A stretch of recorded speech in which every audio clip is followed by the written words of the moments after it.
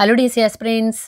మరి నేను రాసిన 13వ తారీఖు ఆఫ్టర్నూన్ సెషన్లో మరి ఒక బిట్ ఏమడిగాడంటే, మరి మనకి పిండి పదార్థాలు లేదా ప్రోటీన్లు ఎక్కడ ఏ ఏ ప్లేసుల్లో జీర్ణం చేయబడతాయి అని చెప్పి అడగడం జరిగింది.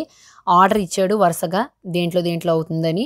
సో నోరు, జీర్ణాశయం అని ఇచ్చాడు. సో ఈ ఆర్డర్లో ఫస్ట్ నోట్లో కార్బోహైడ్రేట్స్, జీర్ణాశయంలో ప్రోటీన్స్ మరి జీర్ణం అవుతాయని చెప్పడం జరిగింది. సో ఈ టాపిక్ అనేది చాలా ఇంపార్టెంట్. సో జీర్ణక్రియ ఎంజైమ్లు ఏ ఏ ప్రాంతాలు, ఏ ఏ గ్రంథి, ఏ ఏ రసాలు విడుదల చేస్తాయి, ఏర్పడే ఉత్పన్న పదార్థం ఏంటనేది ఒకసారి చూసేద్దాం.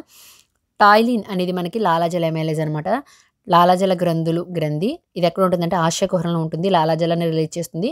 కార్బోహైడ్రేట్స్తో చర్య జరిపి మనకి మాల్టోజ్ లేదా బోలస్ను ఏర్పరుస్తుంది. నెక్స్ట్ పెప్సిన్ అనే జఠర గ్రంథి నుంచి మనకి పెప్సిన్ వస్తుంది. ఇది జీర్ణాశయంలో ఉంటుంది. జఠర రసాన్ని ఉత్పత్తి చేస్తుంది. ప్రోటీన్స్, పెప్టోన్స్ లేదా కైమ్ అనే ఉత్పన్న పదార్థాన్ని ఏర్పరుస్తుంది అనమాట. తర్వాత మనకి పైత్యరసము, ఎంజైమ్స్ ఉండవు దీంట్లో. కాలేయము విడుదల చేసే గ్రంథి, ఇది ఉండే ప్రాంతం ఆంత్రమూలం అనమాట. పైత్యరసం కొవ్వుల్ని మరి ఎమల్సీకరణ అనేది చేసి చిన్న చిన్న రేణువులుగా విడగొడుతుంది అనమాట. మనకి అమెలైజ్, ట్రిప్సిన్, లైఫేజ్ అనేది క్లోమ గ్రంథి నుండి విడుదలయ్యేటువంటి ఎంజైమ్స్ అనమాట. ఇది ఉండే ప్రదేశం ఆంత్రమూలము. ఇదే చిన్న ప్రేగు మొదల్లో ఉంటుంది. ఇవి వరుసగా క్లోమరసాన్ని రిలీజ్ చేస్తాయి.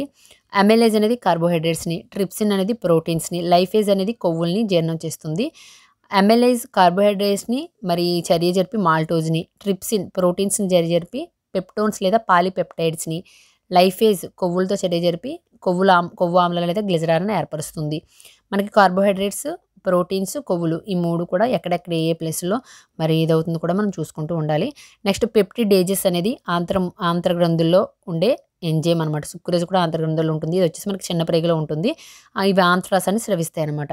ఇవి వేటిపై చర్య జరుపుతాయంటే పెప్టిడేజెస్ వచ్చేసి పెప్టైడ్స్ మీద, సుక్రోజ్ వచ్చేసి చెరుకులోని చక్కెర మీద చర్య జరిపి మనకి అమైనో ఆమ్లాలు, గ్లూకోజ్ని ఉత్పత్తి చేస్తుంది. సో ఈ టాపిక్ కూడా చాలా ఇంపార్టెంట్ ఫ్రెండ్స్. దీని నుంచి కూడా మనకి ఒక బిట్ అయితే రావచ్చు.